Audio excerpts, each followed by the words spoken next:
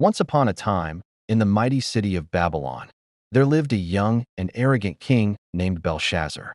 He loved gold, glory, and grand parties more than wisdom or truth. One night, King Belshazzar hosted a royal feast like no other. 1,000 nobles were invited. Music echoed through the palace, wine overflowed, and laughter danced in the air. But in the middle of this celebration, the king made a terrible mistake. He commanded, "Bring me the gold and silver cups my father took from the temple in Jerusalem." Those cups were sacred, dedicated to the God of Israel.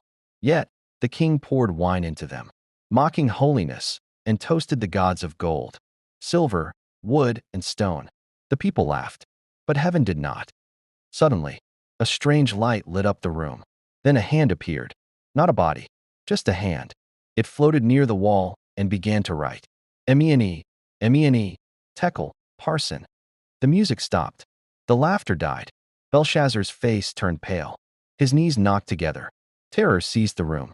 The king shouted, "Bring the magicians, the wise men, anyone who can read this message. I'll make him rich and powerful." But no one could read the writing, because the message was not from man, but from God. Then the queen mother entered. She remembered a wise man from the past, a man named Daniel. Daniel was brought before the trembling king. He did not flatter. He did not fear. He spoke with truth and calm. "O king, your father Nebuchadnezzar learned to humble himself before God. But you have lifted yourself up in pride. You drank from sacred cups and praised dead idols. You ignored the living God who holds your very breath." Then Daniel read the message. God has numbered your days. Your reign ends now. Tekel, you have been weighed and found too light. Parson, your kingdom will be divided and given to others. Though frightened, Belshazzar still gave Daniel a royal robe and declared him the third ruler of Babylon. But that very night, the army of the Medes and Persians slipped into the city through the dried-up riverbed.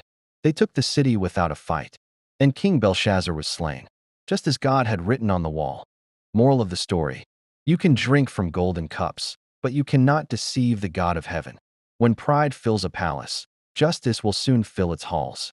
And when God writes, no one can erase.